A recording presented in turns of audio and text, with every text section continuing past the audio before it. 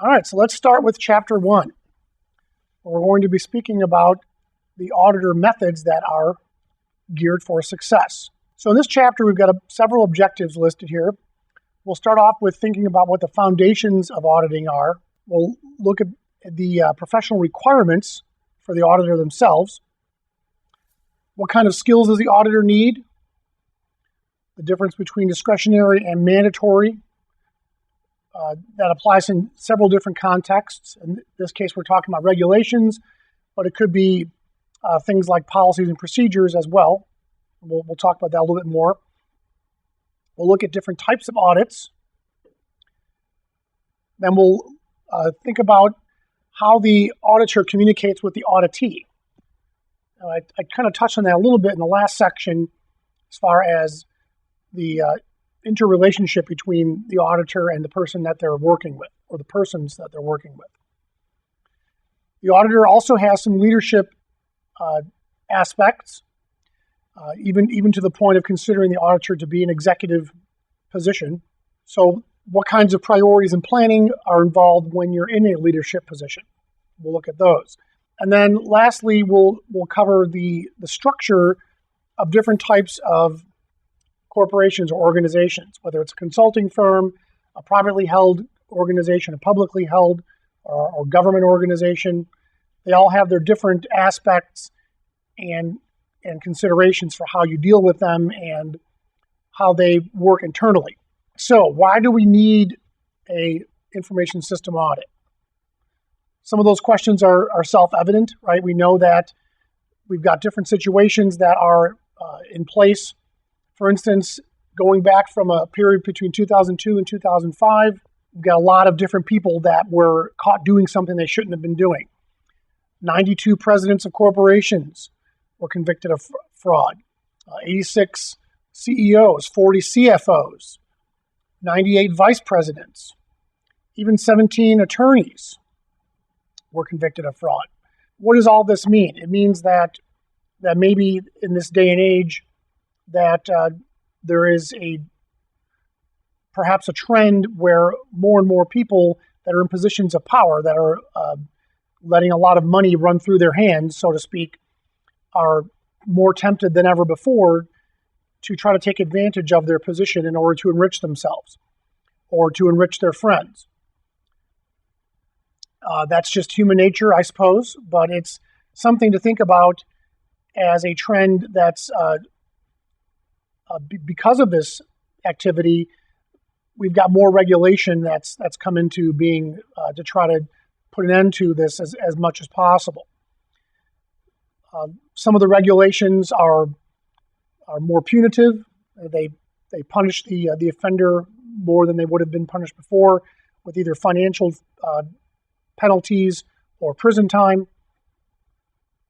Obviously, for certain individuals, it doesn't matter what the penalty is, they're going to do what they want to do anyway, right? If there's enough money to be made, they'll take that risk. So we'll look at some of the relevant regulations that are in place or continuing to be invented. Every year we know that there are new laws that get created. Not all of them pertain to this particular topic, but some of them do. So we start off with the Committee of Sponsoring Organizations of the Treadway Commission, or COSO. So this is a United Nations effort to get leadership from world governments to have a sort of a custom-tailored approach to dealing with different types of fraud. Each country has different laws, of course, so the way that they do things in England versus the way they might do it in Russia versus the way they do it in the U.S. Might have their own differerences just because of cultural and legal considerations. So we have the Sarbanes-Oxley Act, or otherwise known as SOX. So this is for publicly traded companies, trying to force them to be more transparent in their financial dealings. Everyone's probably aware of the Security Exchange Commission having the ability to publish details about stock trades. For instance, you can go to any number of financial websites for any given company, like Yahoo Finance or Google Finance, for instance. And you can simply type in the name of the company and see the list of the officers. And you can also see what stock trades they're making. This is useful for an investor, of course, to know if someone on the inside is selling or buying stock.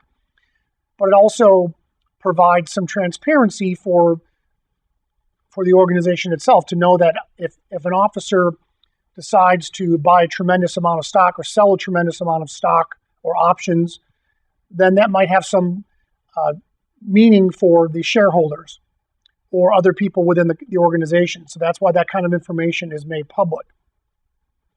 Canada has something similar. They have the OSX, their Ontario Securities Exchange. So if you're a public company in Canada, you have to adhere to the rules that the OSX puts forth. Australia has their version, the ASX 10, the Securities Exchange and Corporate Governance Council. Japan has their version of Sarbanes-Oxley, otherwise known as JSOX. And then we have a European standard, the International Financial Reporting Standards, or IFRS. So this covers the European Union, Australia, Canada, Japan, Russia, and the US. So a lot of different regulations to think about depending on what part of the world you're operating in. And for those organizations that are multinational, then that adds a little bit of complication to navigating the regulations safely. So some regulations related to banking here. Obviously, trade between large countries is very important. So trying to provide transparency and assurance that the transactions are legitimate and are not being covered up in any way is definitely one of the goals. And if we know that different countries are trading with each other fairly, then that should only stand to improve their relations from a business perspective. So we can start off with the Basel Accord for Bank Capital Measurement and Standards. Then we have the payment card industry, the PCI data standard. These are both international standards. The Gramm-Leach-Bliley Financial Services Modernization Act. This is just for the U.S., of course. Then we have other things that are for the U.S., the Federal Financial Institutions Examination Council. It's a little bit hard to say, but the FFIEC. And then we have FACTA, the Fair and Accurate Credit Transactions Act. This one in particular deals with U.S. citizens that have holdings in different countries and some of the reporting requirements for doing so. Having some level of familiarity with these is a good idea for the exam, although the test is not going to tremendous levels of detail for any one of these acts or these regulations. You're just expected to know a high-level explanation of what the act does and where it applies.